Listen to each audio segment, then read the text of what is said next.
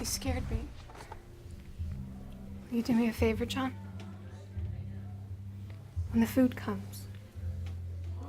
A little bit different. I guess you could argue that it's not really sci-fi. Did anybody kind of make me feel like it wasn't? Or was anybody angry that we put this film in a sci-fi lineup?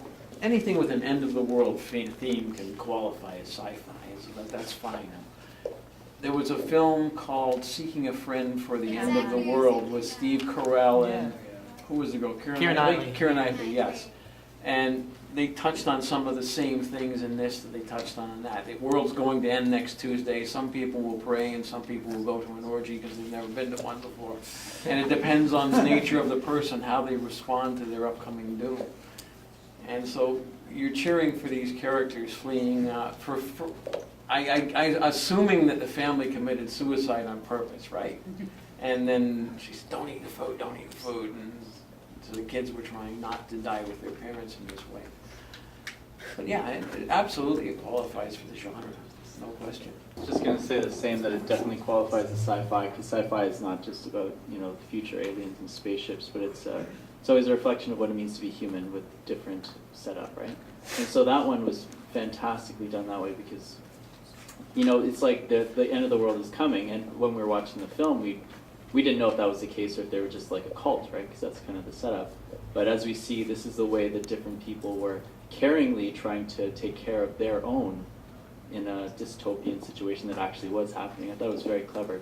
And especially with the bird dropping near the beginning, which was your first clue that it was actually happening. So I thought it was a brilliant film. I loved it.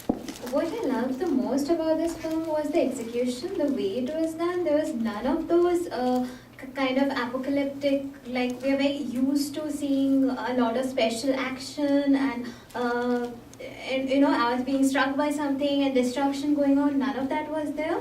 It reminded me of another film called Melancholia, which also kind of dealt with an end of the earth kind of a situation. And I think it was a wonderfully crisp kind of, everything was captured in 15 minutes. And the best part was that the story was told so well, that living a life so well, do you need to actually live till 80 years, or can you actually live those 80 years in the span of, let's say, 80 minutes or something, and yet still a full life, right? Live a full life. So, yeah, that was interesting. It's actually a really beautiful interpretation. That we'll just go down here. I have to agree. I thought that was a perfect comment for this. It was very, I found it deeply sad and terrifying to think that they were actively and knowingly pretending they were going to live their life because they were about to die. However, I see the beauty in what's trying to be portrayed by that. I had one confusion that maybe I just completely missed some sort of subtle clue. I thought these two people were cousins or relations of some sort. So I was, when he was like, oh, we're going to get married, I was like, ooh. Yeah. But I must have missed something because it didn't, there was way too much tone that they were an item for me to be otherwise it got really weird. They were a religious cult. You never know. There's actually, it's an interesting short. It does remind me a little bit of, there's a film from the 90s called The Rapture. I think it's called Rapture. I don't know if everyone's familiar with it. It's kind of an obscure film. But one thing I really liked about the filmmaking of it was, I liked the suspense. There was a way that it was filmed really well in terms of drawing out the suspense. Honestly, I have to say, when I was watching, I was lost. I didn't really know what was going on to a certain degree. I just knew that essentially there was something ominous about to happen. And so in that sense, in terms of that suspense of dragging it out and watching these two characters, I thought that was quite well done. So that's just my take on it. I wasn't sure if it was actually happening or if it was just people talking about it. It was kind of interesting to be in that moment with them and kind of play that guessing game.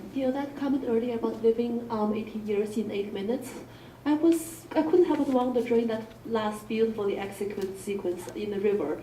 I was like, that's gorgeous, that's lovely, but if they had kept searching for the shelter, was there a chance they may have survived the catastrophe that's coming?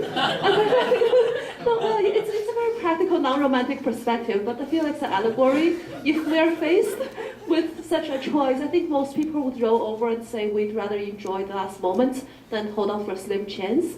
And in science fiction, we're used to the people who say, no, we will do whatever it takes to give us and our future a chance.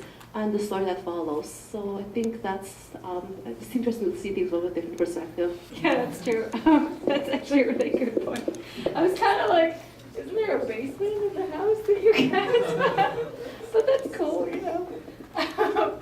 Who knows? Maybe they don't actually say what it is that destroys the earth. So maybe basements or shelters. They were like, we're gonna die anyways. It's fine. But it's kind of cool. It leaves it to your interpretation, right?